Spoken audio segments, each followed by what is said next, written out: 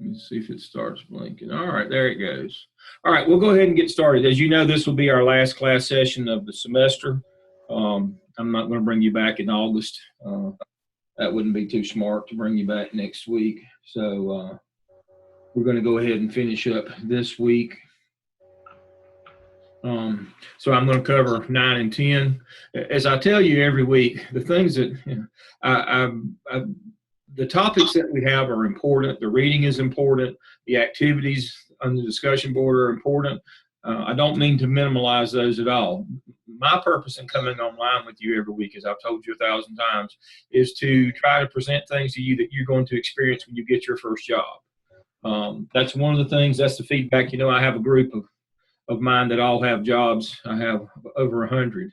And that's the feedback that they give me all the time is you need to be spending time telling them what they're going to have to do. They're going to have to do all the dirty jobs. You better tell them that. And so that's what I do each week. And so I have saved the worst and ugliest and the most critical and the most dangerous job that you will be assigned. I have intentionally saved it for last. You're going to be the disciplinary data coordinator. In your first job as an assistant principal, the time bomb, the ticking time bomb, or the lit fuse on the dynamite, stick of dynamite that they're going to hand you is disciplinary data reporting. Now, disciplinary data reporting is more than just doing suspensions. Tonight, we're not going to talk about processing or due process or any of those things that you covered in 603. Tonight is data collection. So the state has put out, they have made it easy for you, but unfortunately, in making it easy for you, they've made it very hard for you to claim plausible deniability if you do something wrong, because the state has published a manual. I've got it right here. It's the first thing on week 9. Hopefully, it will open up for us tonight. Yay. Okay, so this is the one from last year. And what DPI has done, DPI has gone in and put all the laws in one place. They tell you about the terminology. The first thing is we report to the state in Power School on the basis of incidents, not outcomes. What that means is we have people who think, well, if I don't suspend that kid, I don't have to tell anybody. No, that's wrong. We have to report what happened regardless of what we did. Suspension's an outcome. A fight's an incident. And so we report incidents, not outcomes. And so the first thing that happens is you know, you underreport or you don't report at all because you say, well, I didn't suspend that kid. I don't have to tell anybody. And then there's a police report taken. The news media gets a hold of it, and you're at home pretty quickly. All the applicable laws of the general statutes, federal law, all those things are right here. You have to report acts of crime and violence. There they are. But here's the things, all the things that to comply with the Office of Civil Rights, which is federal. Here are all the things that have to be reported to them. Here's state law, all these things. Great day. And so what you pretty soon figure out is anything that a kid gets a referral for, there's a law that says that has to be reported to the state. And if it's an act of crime and violence, it has to be reported to the police. I can't tell you the number of times when I was assistant superintendent when people would call me, X, Y, and Z happened at our school. What do I do? And I said, well, if you didn't call the police, hang up and call them now. Don't call me first. Call them first. I don't want to be caught in a loop where people are claiming that I have colluded with you to hide or obfuscate or underreport an incident. The law is very clear. When an act of crime and violence has occurred on a campus, you have to contact the police immediately, not tomorrow, or you don't go home and think about it or pray about it. I'm not being facetious on that. I prayed a lot of times. I do most every day. But that's not what the law says. The law says if an act of crime and violence occurs, call the police. Now, in a lot of counties, in school districts, that's not as hard as it sounds, because if you're a secondary school, you usually have a school resource officer right there. You can just call them on the phone and get them quickly. If you can't, if you're in elementary and don't have one assigned, there's usually a uh, your district may have a police force. If not, there's a local town to call. But get somebody there quickly. And there's two reasons. One is to comply with the law, but the second is for the investigation. I don't advocate that you do the initial investigation on an act of crime and violence, especially if it's sexually related. You are not qualified to do sexual investigations. Claims of sexual assault, sexual offense, indecent liberties, rape. You are not qualified to do those. You need to get law enforcement in quickly, because they will be the very first people who throw you under the bus when when the news media accosts them about why you didn't do this and why you didn't do that. They'll be the very first people who throw you on the bus by saying, "Oh, the school conducted an investigation and tainted the evidence, and so we think something happened, but we really can't take any action because they overstepped their authority." I've seen that specific thing happen. So you need to read this manual. You get your first AP job, your first thing that you do after you jump up and down and hoop and holler is you get this manual and you start reading this thing.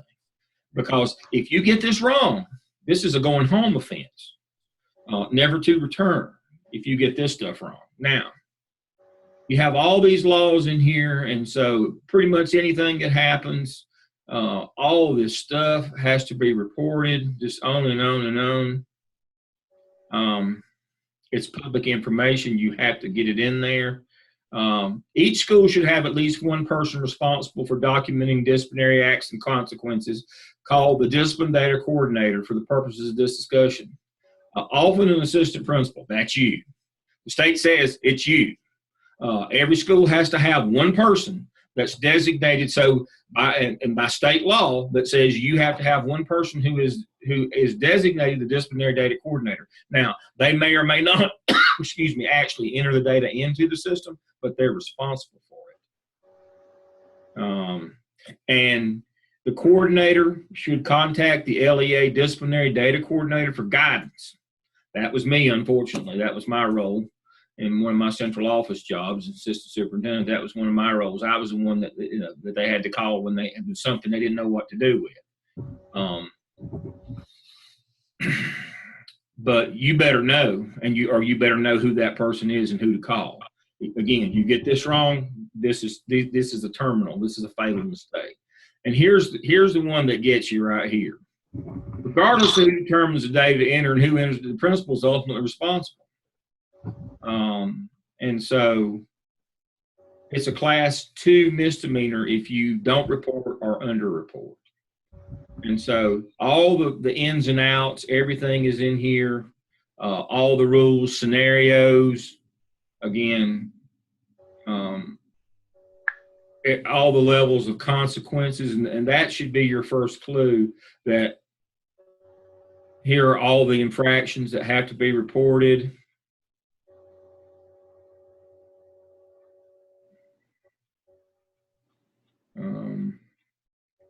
Consequence types.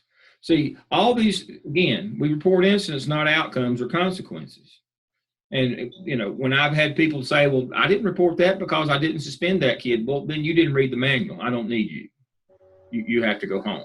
You can't make mistakes that big. News media is on us. We're getting sued. You didn't report this to law enforcement. Now law enforcement's throwing us under the bus.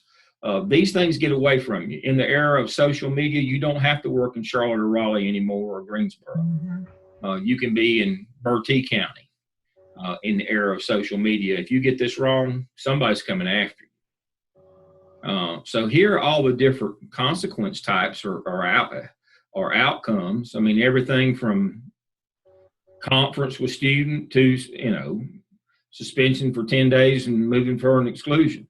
I mean, and everything in between. So again, we report all incidents. Now, so this is the state manual. I've got it here on our page, but you can just Google North Carolina Disciplinary Data Reporting Procedures and you get the latest manual. But that better be the first read that you have, because that's definitely going to be your job, because nobody wants this job. All right.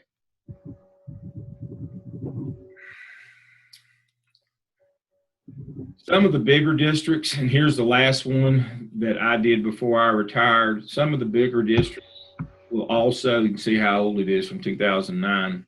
This one got us through until the changeover to Power School from NCWise. Some of the bigger districts will do you a big favor, and they will make you a manual that goes along with your training and provide training for you on the disciplinary module in Power School. It looks nothing like the teacher module. Most people, the mistakes they make are technical errors. Most people are good people. They don't intentionally try to hide or obfuscate or any of those kinds of things. They just make mistakes with technology. So most of the big districts and even some of the small districts now offer training in the disciplinary module in Power School, and just like this one, I had our folks make a manual with screenshots, as you can see, for the training, and this really assisted me in getting the new administrators in our districts, both assistant principals and principals who have such a big turnover in big districts like CMS. This really helped assist me in getting them trained. So that, I've told you before, you're only new till lunchtime the first day. After that, you're part of the problem, part of the solution. You can't 6 months later say, well, I don't know, I'm new. No, you were new. You're not anymore. You make mistakes on this stuff and you won't get old. You'll be done. This is the most sensitive stuff that you have to deal with as an AP by a long shot. So you better know it, because EC and how you discipline EC is also involved in this. And that's also in this manual. So you better make sure that you know that. And so you should ask when you get a new job, is there training for disciplinary data reporting? Can somebody teach me how to put this stuff into Power School? Is there a manual? Has the district provided a district level manual? And if they haven't, you better get with somebody quick. So that's what that is. That's the last one that I had done. I'm sure they've updated it since then, but that's the last one that I had done. All right. Every district has a code of conduct. You better know it inside and out. You think you know it now as a teacher or as a school-based or classroom-based person, you don't know it well enough. You better know and understand whether you've got a tier system or a level system. You better know, and you better know the difference between the two. And so you better find your code of conduct that has all your rules and has all your consequences and has your tiers and those kinds of things, and it gives you a range of punishment. See, due process has two parts to it: content and process, or substantive and procedural, whichever you want to call it. The content of due is how it's set up in your manual. Process is what you go through in terms of getting witness statements and allowing students to give their side of the story and all those kinds of things. And so half of due process is substantive or content. You better know that content for your district. And so there's a code of conduct out there. If you're not familiar with it, you better get familiar with it quickly. Again, this is going to be your primary job.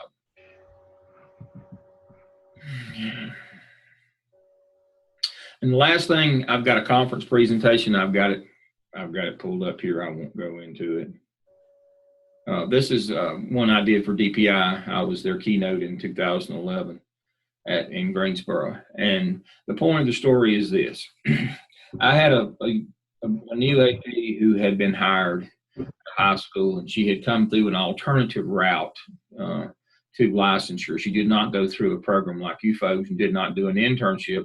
She was in that Teach for America program called New Leaders for New Schools, where she got to carry a clipboard for a year and then thought she was an assistant principal. And one of the first things they told her when she got to the high school was, we need for you to reduce suspensions. What they meant was, look at your data like what this shows you here, that there are antecedent behaviors. There's little stuff that, if left unaddressed, will become big stuff. You let gang behavior go on, before long, you're going to have weapons. If you let inappropriate touching and inappropriate display of affection go on too long, pretty soon you're going to have some people come in and tell you that there's sexual offenses that have occurred. And that's what this is about. And the reason I did this is, that example, that young AP, when they told her the one to reduce suspensions, what she heard was is just don't put any in the system. And so she went for a whole month and didn't put any suspensions in the system. That's a problem in that those kids were counted present every day when they weren't in school. So we had to rebate $17,000 back to the state and gotten in some other trouble because we had basically fraudulently counted students as absent as present when they were absent. They were actually suspended. She was what I call bootlegging suspensions. You have to enter correctly the incident into Power School for it to generate an official suspension form. And since she wasn't doing that, she just made up her own form and was sending it home to kids. That's not legal. That's not appropriate. That costs you your job as it did her. But if you're told, we got X number of suspensions or things, what they're not saying to you, don't hide them. Or I had one principal who was bragging on TV that, they hadn't had any, weren't suspending kids for fighting anymore. And I went and looked, and they were having as many fights or more fights than they'd ever had. She just wasn't suspending. So the point here is, if you got to reduce, what they're asking you to do is reduce the behaviors that lead to suspension. And one of the ways you can do that is to address the minor behaviors or the antecedent behaviors that are going to become big stuff down the road. And that's what this is about. So don't get it twisted. When they tell you we want a reduction in suspensions, they don't want you to find creative ways to hide them or not put them in or call things, call a fight an aggressive behavior so you don't have to suspend them. What they're saying is we want you to devise a way to cut down the behaviors that lead to suspension. So that's the biggest mistake that beginning APs made. I want to do this well, and I want to make a good impression. Not so much. And so here's that slideshow, and it talks about all these things. But it talks about the little stuff that becomes the big stuff. All right. So that was this week's lesson. Again, this is going to be your job. And so the final thing that I want to cover with you tonight, and I'm doing good on time, is interviewing. The last thing that I had you to do was Strength Finder. That was this coming week's task. Strength Finder is from the Gallup people. What they do is you read that book and you understand and you're able to inventory your strengths, your leadership strengths. Now, the back side of that, the other side, on my side of the table, when I was in the central office hiring people like you, or as a principal hiring new APs, I had those leadership strengths have certain themes that we look for on our side of the table. Now, I can't show you this material because it's copyrighted, but I can tell you about it.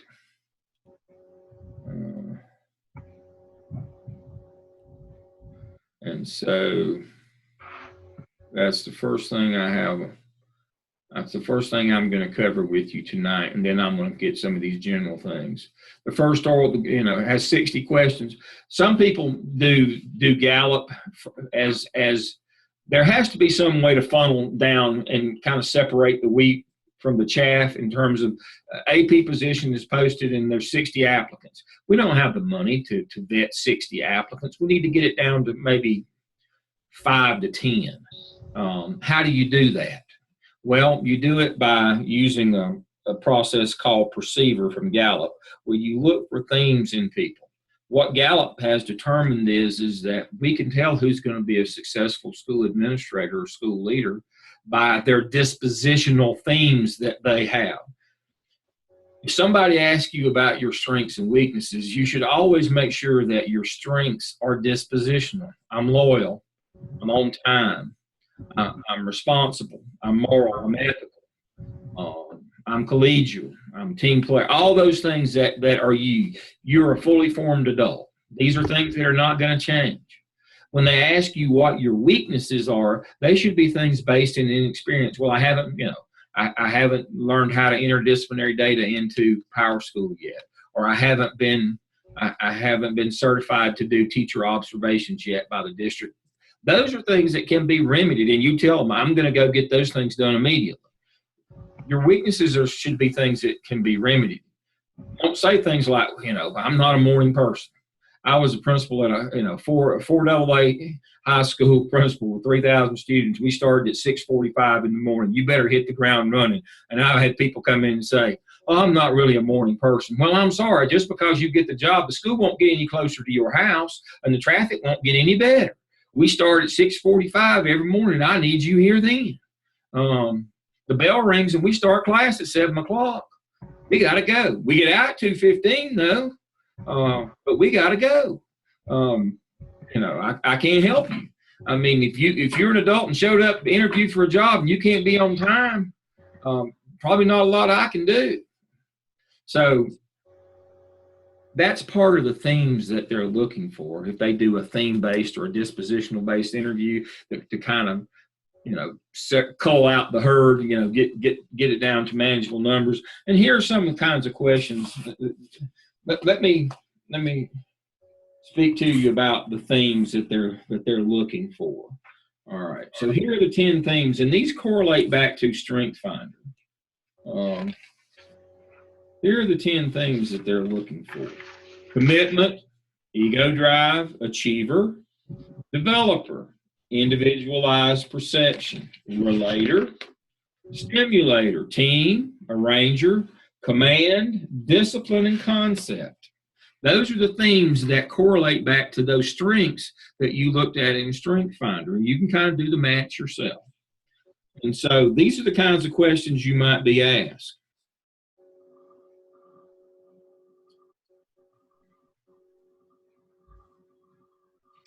Should a principal treat all teachers the same? So yes or no question. These are none of these are essay questions, by the way. You have to pick a side. So the first question that you would have, and this is individualized perception. This is the theme that they're looking for here. Should a principal treat all teachers the same? Well, if you were awake during Hershey and Blanchard this semester, you realize no. They have different levels of maturity. They're at different stages in their career. You can't treat them all the same. You'd like to get them all to high task and high relationship and be transformational, but that's not the way you find them. Hershey and Blanchard situational leadership says is you start with them where you find them. So no, you can't treat everybody the same. That's one of the time bomb questions that you might be asked.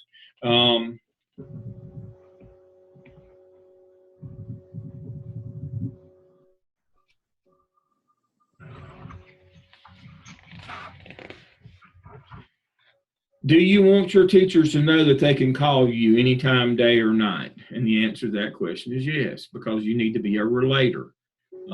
That's that compassion. Do you have the compassion, empathy, sympathy gene? Are you a relator? Some people just don't have that at all. That doesn't bode well in leadership roles. If you can't find it within yourself to relate to people in terms of empathy or sympathy, it's not going to go well for you in leadership roles. And so that's one of those things they want to know. If you can relate to people, then half the battle is won. Are there certain beliefs about which you have no intention of ever changing your mind? Answer to that one for commitment's sake is yes. There are certain things that I believe that, I'm not ever going to change my mind on. That doesn't mean I'm intransigent. It just simply means that I have commitment to certain ideas. Again, we're looking for people who are committed.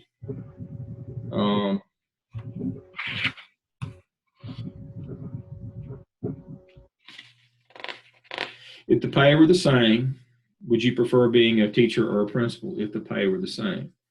Well, if you tell them teacher, then they'll let you stay a teacher. We're looking for people who want to be principals. That again goes to that commitment, who understand. I mean, I've had people, tell me in interviews, I don't like working with adults. Well, then don't get in school administration. You don't teach anybody anymore. You work with adults and their problems and their issues. And so, if you prefer working with kids, you need to find something else to do other than school administration. So again, that speaks to commitment. Are you always on time? And the answer to that is yes, or I'm early. Schools are based on, time, clocks, bells. The buses run every day. And so that's 5 of the time bomb kinds of questions that they'll ask you. They'll ask you things like, what's your responsibility as the leader of the organization, the principal, when you hire a teacher? And the answer is, of course, is to make them successful. Goes back to Collins. Get the right people on the bus and get them in the right seat. Your job, once you get them on there, is to make them successful.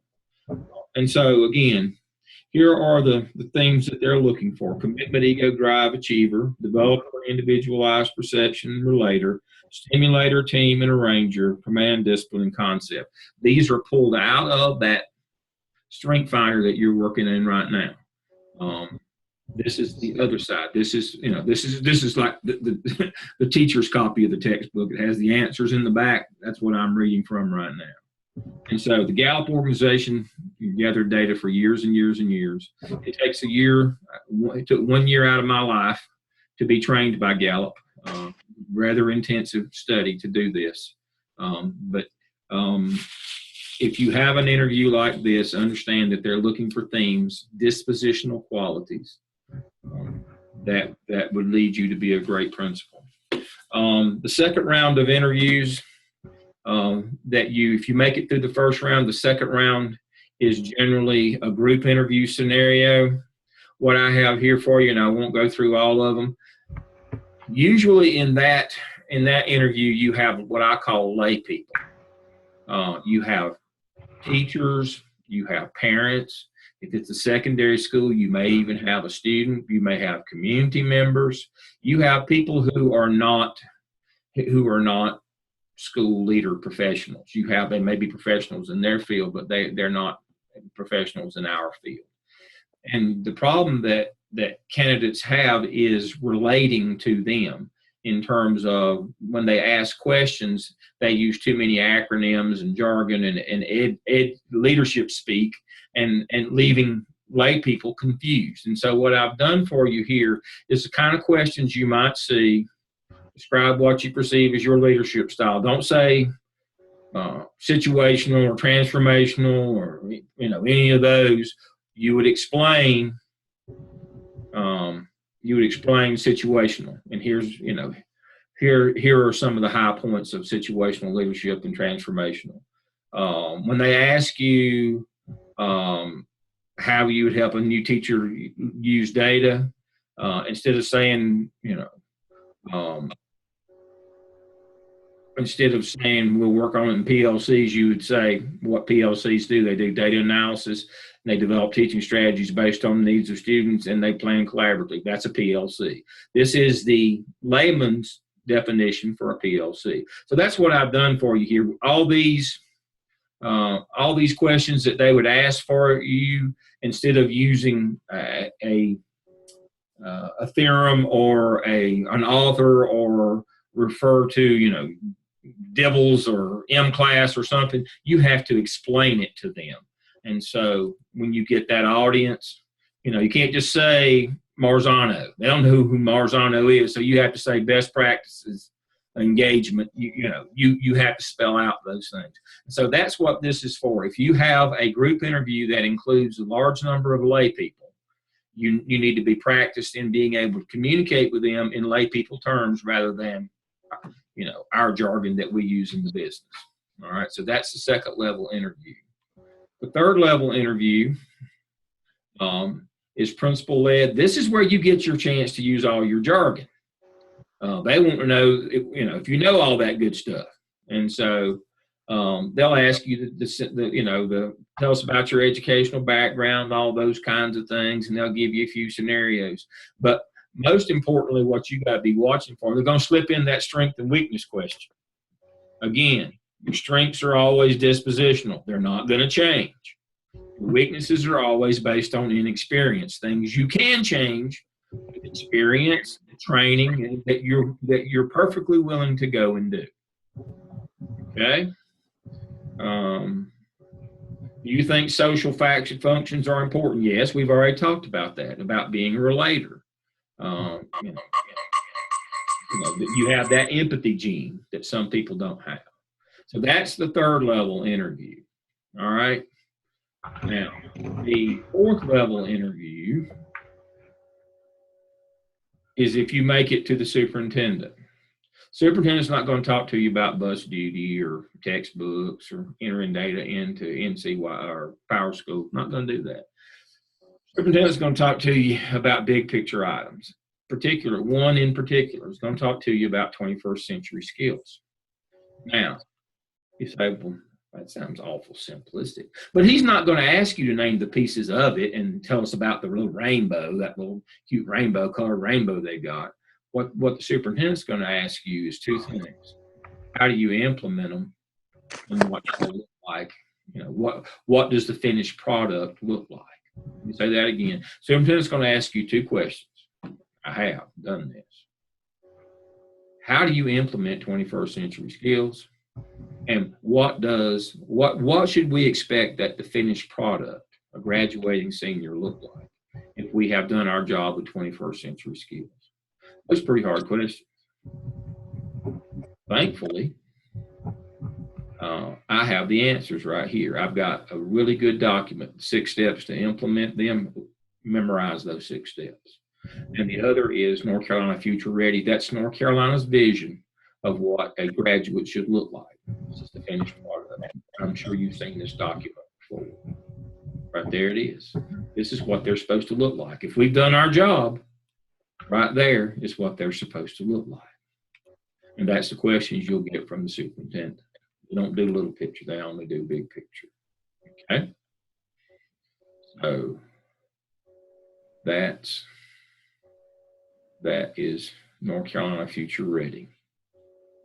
So those are the 4 levels of interviews. So doing very well on time. So now I want to talk to you about some general things about interviewing. Back to my Zoom session here. All right. 5 things you must bring on your next interview.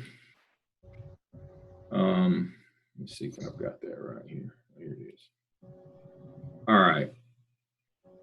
Your resume should be 2 pages, including your references, and make sure all the contact information for your references is current.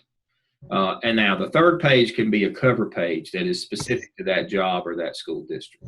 But it's, it should be different each time you put it out for a specific job. But your basic resume has 2 pages. Make sure it's chronological with no gaps. When I get a resume and it's got time gaps in it, all I can think of, I wonder if they were in jail during that time. Make sure, I don't care if you're working at Denny's, I don't care. Account for all of your time since high school. I know that's, like for me, that's been a long time. But you should start with, I graduated from high school here. What year? You don't have to count for yourself up until then, but you start with, I graduated from high school. I went to college here. You do all of your educational things until they end. But then you at the same time do all your work experience. Don't have any gaps, because those look awfully suspicious. So make sure that you can account for all of your time on your resume. Now, a resume is not a CV, a curriculum vitae.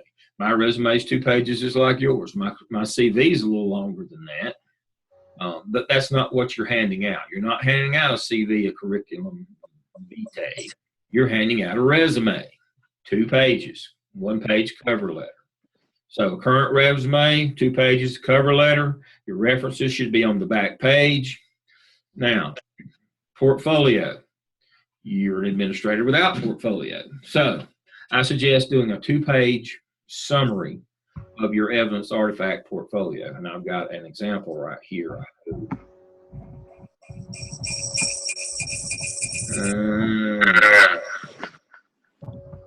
Let's see.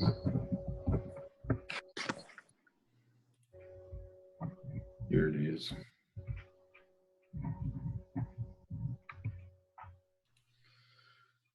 Many of the principals that you will be interviewing with are a little bit older, and they probably took the ISLIC. They didn't come through the demonstration portfolio. That's only been in place in North Carolina since 2010, 7 years. And so unless they're a relatively new administrator, they didn't go through this process. They just took an exam after they got through with their coursework. And they're stupid enough to think that you're getting off the hook by not having to take that exam that lasted 6 hours. But you had to do a portfolio for a year and a half, which is like a million times more involved than what taking an exam at the end of their program. But you can't say that. You can't say you're an idiot for thinking that, but you want to, kind of like, sometime when you do a conference, the first thing you want to say to the parent is your kid's an idiot and it's hereditary. But you can't say stuff like that. And so that's kind of like the issue here is you need to convince them and show them how hard you had to work to do this. And so 2 pages, this is kind of like, now if they don't ask, it's okay. But if they ask, well, what was that demonstration, that portfolio, that task string stuff that you did? Here's something you can put in their hand. They may or may not want to read it. But if it's a couple pages, they might glance over and say, wow, you did all this stuff. They might see something in there like California Dropout. Oh, you've done some work of that? Tell me about that. It's a good conversation starter about the experience that you have had. It leads them to questions, and so you haven't had a job before as an administrator, but you can show them that you had some experience. And so that's the last of the 5 things that you need to have with you. Your cover letter, your resume, your references. This now that's mentioned a strategic plan. That's oral. As I will cover here in just in a couple of minutes, you should look at the school that you're going to interview for the AP. You should look at their report card and their TWC. Both of them are public information and they're online. And you can look at those, and in the back of your mind, you could formulate. Don't be so brash and bold as to come in with a written plan. Here's I fix things here. But you could speak to their data in terms of a strategic plan. We might want to look at this. I did this during my app sale. And in terms of closing the gap, might be something we want to look at here. So be prepared, but don't commit the strategic plan to paper. That's a little too bold. But be prepared to talk about long-term in a strategic plan based on their data from A, their report card, and B, the teacher working conditions survey. So, if you're armed with those 5 things when you walk in the door, you got a shot. If you come in without a resume, if you didn't do a cover letter, if you can't really articulate what you did in your task string portfolio, you didn't look at their data, you got no shot. You're not prepared. You're not ready yet. All right, and so there are those things.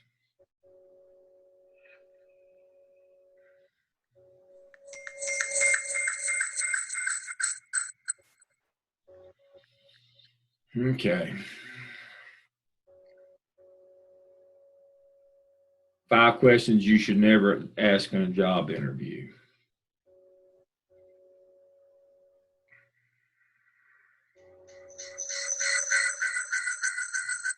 When will I be promoted? How long before I get to be principal? Well, that's my job. If I'm hiring you, I hope a long time.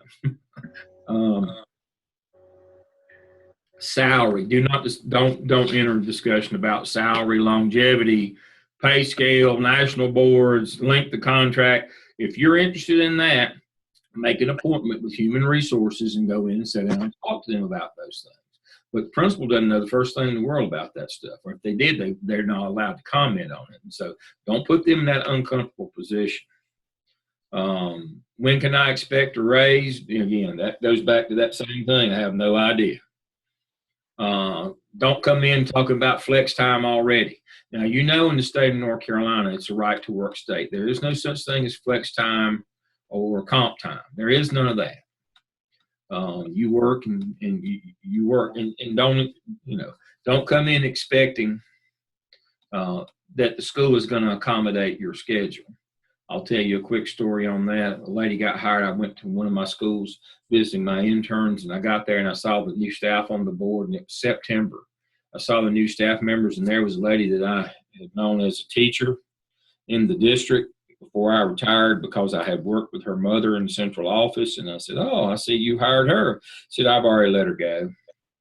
It wasn't even cold weather yet. The leaves hadn't even started to turn. She's already gone." She said, "You know, we're an early start, late start school here." I said, "Yes, I know that." She said, "Well, we start at 9:30 and get out at 4:30, and the teachers can't leave till 4:45. And after I hired her, she told me that she had to leave at 4 o'clock every day, pick up her children." And, really, I can't do that. And she put the principal in an awkward position, which the principal couldn't help her. And so, understand what the schedule is. You can't do that. Don't ask questions that show you haven't been listening. Pay attention. Take notes, so that you don't go back over ground on things that have already been asked.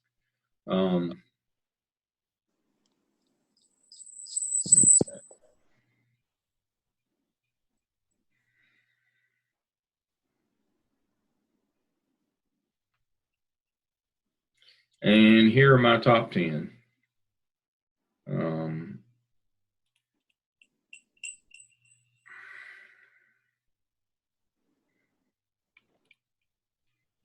Dress for success. I don't care what level of interview it is. Even if you're just dropping something off, dress for the job that you want, not the one you have. Take your 2-page evidence summary with you. You can leave it with your interviewer. Be able to refer to your activities without reading them. Research both the school and administration. Look at the state report card and TWC. Know the backgrounds of the administrative team. Be prepared to talk about long-term plans or strategic plans.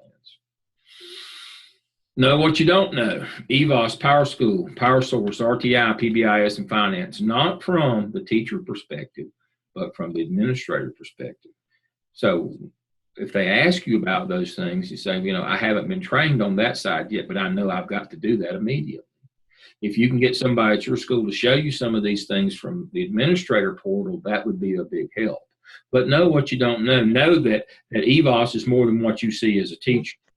Know that Power School is a whole lot more than what you see as a teacher, and that you're going to go out and get trained in those things.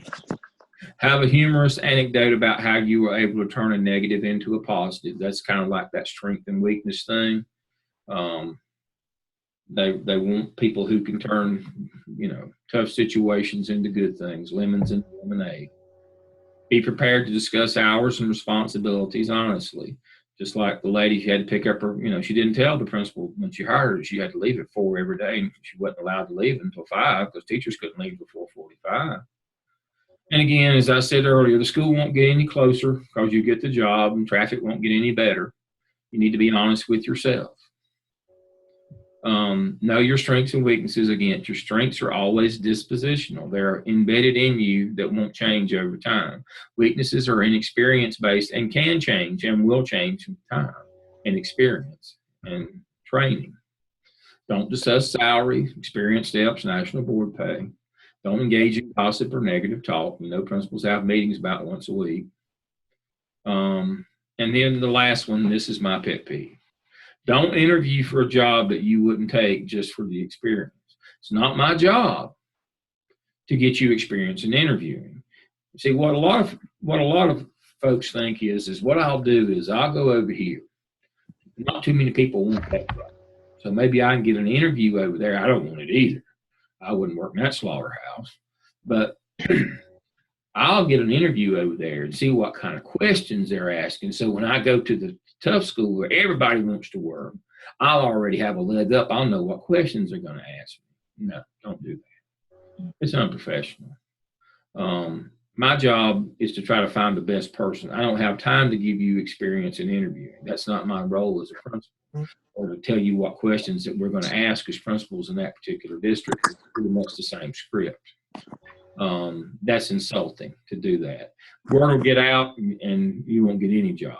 So you're wasting people's time. So don't do that. If you know that that school is too tough for you, or not the kind of school you want to go to, or it's too far from your house, the traffic's too bad getting to that side of town, then don't go.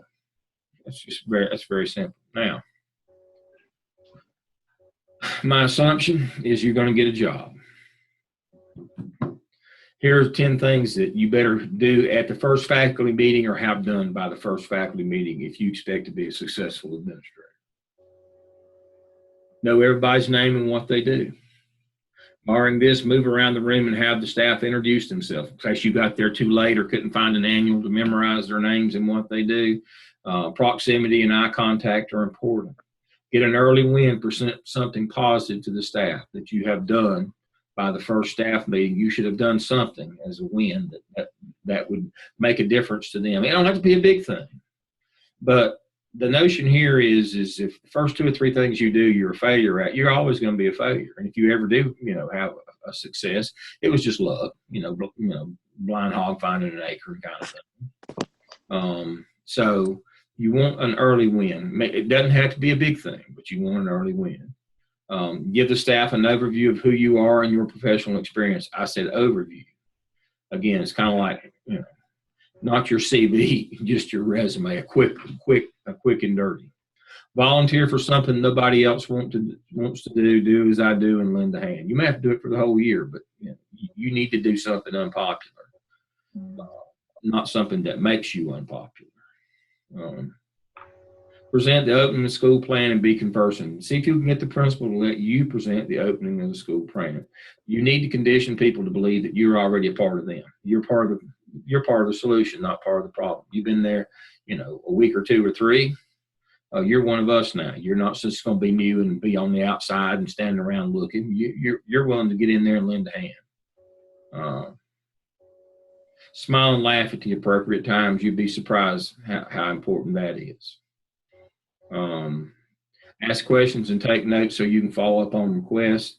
That's when your people are coming to your office requesting things, or when you're moving through the building. Buy you a pad, the 3x5, that'll fit in your pocket right here.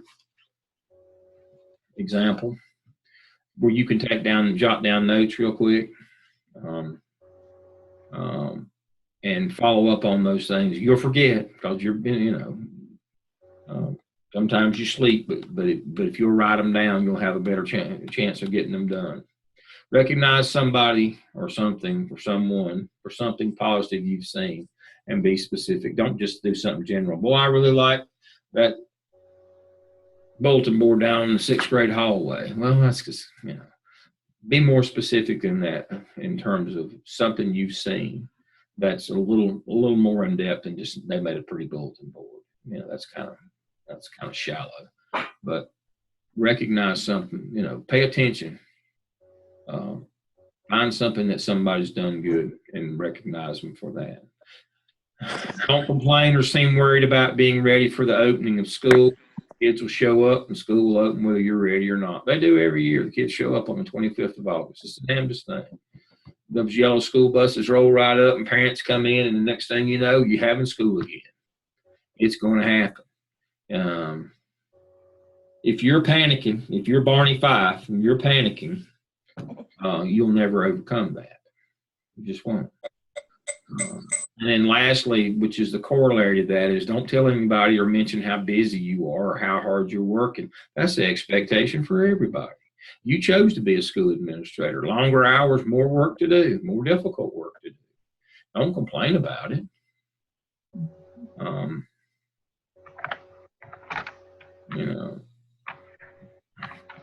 I had a friend in college whose dad was a Presbyterian minister, and he left the ministry. And I asked John, I said, John, why'd your dad leave the Presbyterian ministry? And John said, well, he didn't like working Sundays. Absolutely a true story. I'm sure that wasn't the reason he left, but that's what John said. But the notion here is that comes with the territory. Don't complain or point out things that come with the territory. That's kind of a duh. People think you're done. Getting school administration, boy, I was here at 11 o'clock last night with that ball team. Well, that's what you do. if you're a high school administrator, that's what you do. You kind of understood that, or you should have understood that when you took the job. Jill and I were talking in the opening tonight. There's a high school athletic director open. Ooh,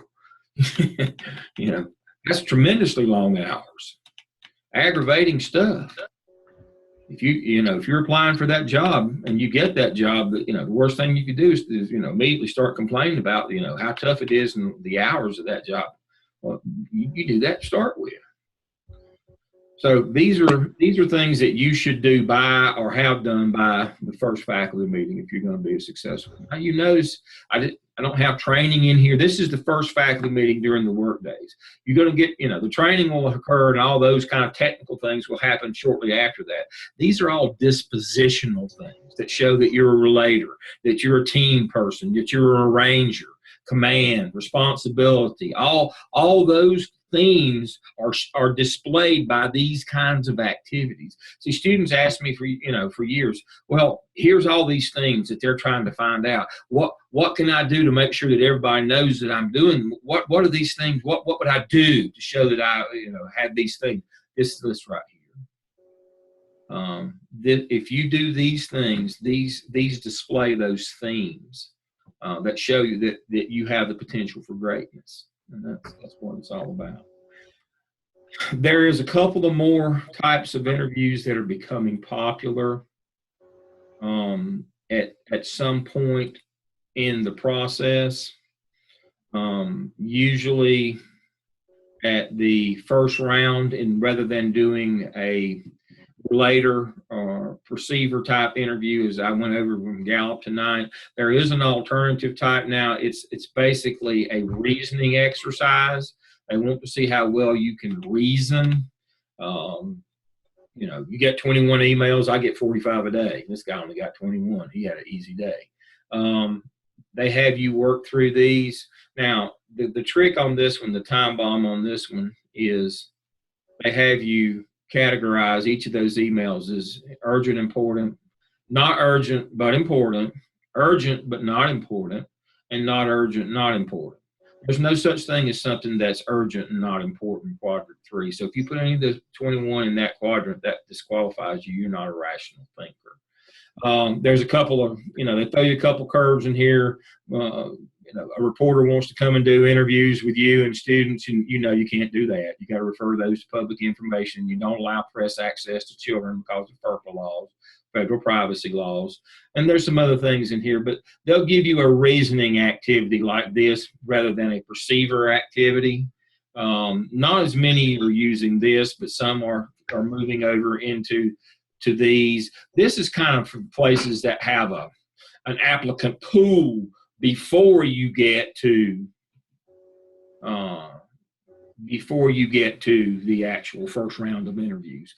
Maybe it's almost, some are doing it virtually. Somehow you just come in and go to a room and fill it out to even get to get to the first level interview, to get to the perceiver interview. This is kind of like a pre-interview that qualifies you for the pool. Then once you're in the pool, you can start the first interviews. This is kind of a pre-interview thing that some districts are doing now. And it's a rational thinking. It's about can you sit down and show that you are a logical, rational, linear thinker? And so that's what these are.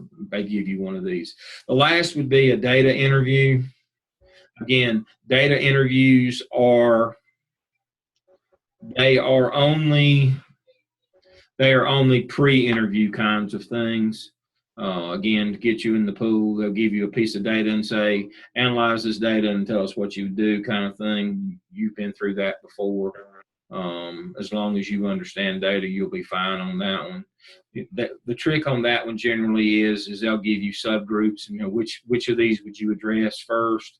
Kind of like when you did your most pressing need in the app cell.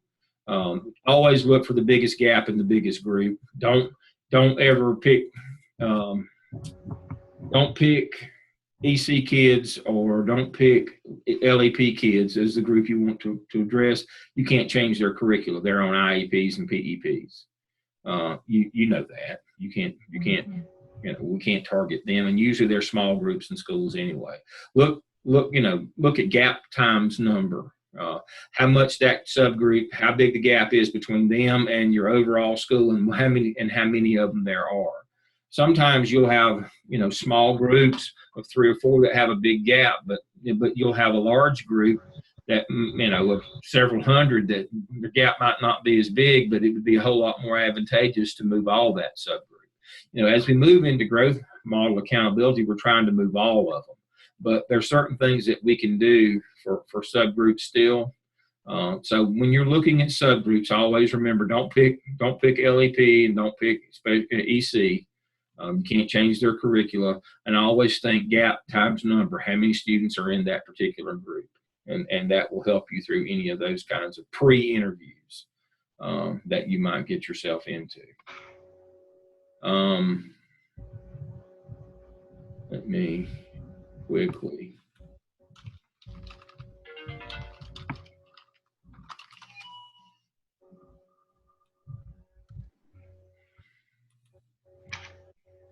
And here is the last type of interview. And this can be used, I hope y'all can see the screen. Jill, if you can see the screen, it says virtual interview questions. There we go. Yes. All right. Now, some districts are going to a completely personless interview system. It's just a complete curveball. It, again, is a pre-interview. You're not an applicant for the job yet. This is to get into a pool. They're doing these, and you get on a product like we're on now, except all you can see is the prompts on the screen. You don't see the person there. It's being recorded, but you don't see a person. First thing is if you need to write yourself some notes and reminders, don't do this.